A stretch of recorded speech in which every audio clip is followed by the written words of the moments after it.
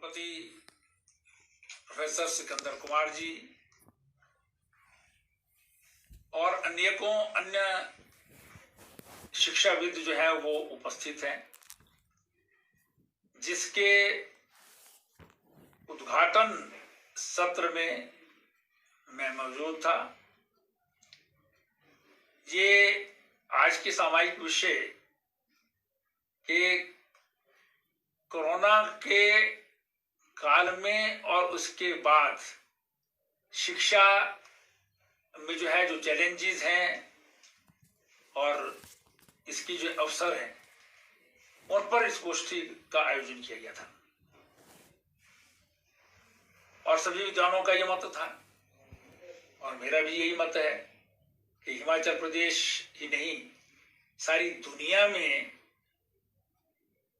जहां अर्थव्यवस्था को सबसे बड़ा नुकसान हुआ है इस महामारी के कारण, उससे भी ज्यादा बड़ा नुकसान शिक्षा को हुआ है।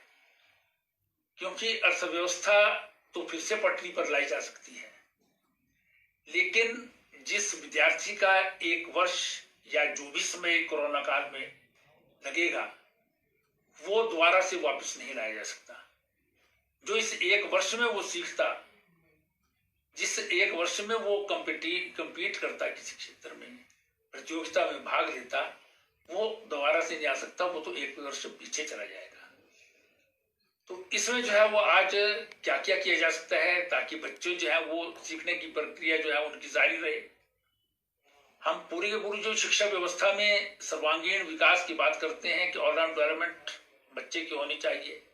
उसमें स्पोर्ट्स की गतिविधियां भी होती हैं, करिकुलर एक्टिविटीज भी होती हैं, क्योंकि मानव का विकास हो, बच्चे का विकास हो, ये सामूहिकता में जो है वो गुरुकुल में या स्कूल कॉलेजेस में ही हो सकता है। वो आज के काल में संभव नहीं है, हो पा रहा है। जब तक इस कोरोना वायरस की कोई दवाई नहीं आती है, कोई वायरस इसकी वैक्सीन नहीं आती है, तब तक हमको जो है वो शिक्षा बच्चे की चलती रहे। कम से कम जो उन्होंने सीखा हुआ है वो भूलने की प्रक्रिया में ना जाए। छोटे बच्चों के लिए ये भी एक प्रॉब्लम होती है, क्योंकि उन्होंने जो सीखा होता है अगर उनको लगातार जो है उससे बाहर रखा जाएगा तो फिर जो उनकी जो लर्निंग आउटकम्स हैं, सीखने की प्रक्रिया जो है वो समाप्त हो जाती है। तो इसलिए उनको एंगेज रखा जा सकता है और उसके लिए डिजिटलाइजेशन, हमारा जो ऑनलाइन एजुकेशन है उस पर जो है वो हम जो है वो प्रयास कर रहे हैं। एम्फेसिस है सबका। विश्वविद्यालय में कॉलेज लेवल पर ये बहुत संभव है।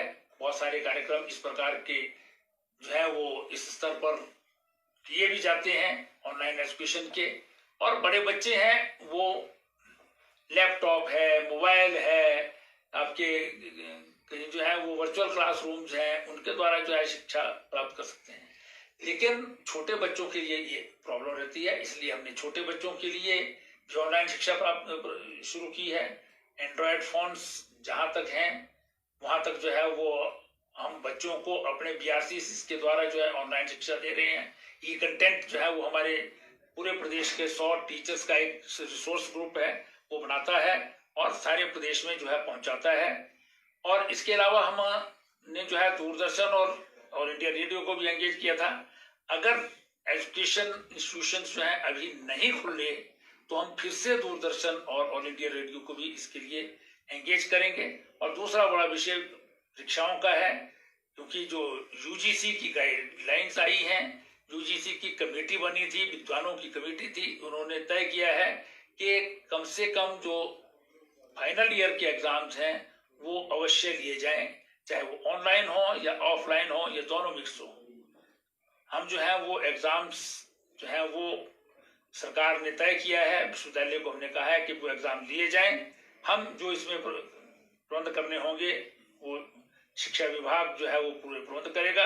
विश्वविद्यालय भी इसके लिए तैयार है, क्योंकि हम समझते हैं कि कोरोना के वायरस की समाप्ति वैक्सीन दवाइयों से हो जाएगी, सदा के लिए नहीं चलेगा।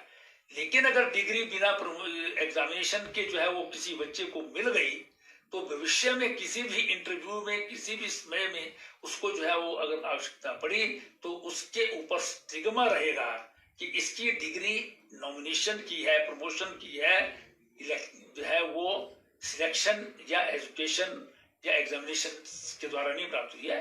इसलिए उनके एग्जामिनेशन हम उसका पूरा सोशल डिस्टेंसिंग इत्यादि का जो प्रबंध करना है वो प्रबंध हो। सारे देश भर में जो है ये यूजीसी की गाइडलाइंस को जो है वो माना जा रहा है, तो इस दिशा में हम प्रयास करेंगे। इस सेमिनार का जो उद्देश्य है वो निष्कर्ष जो आएंगे उस पर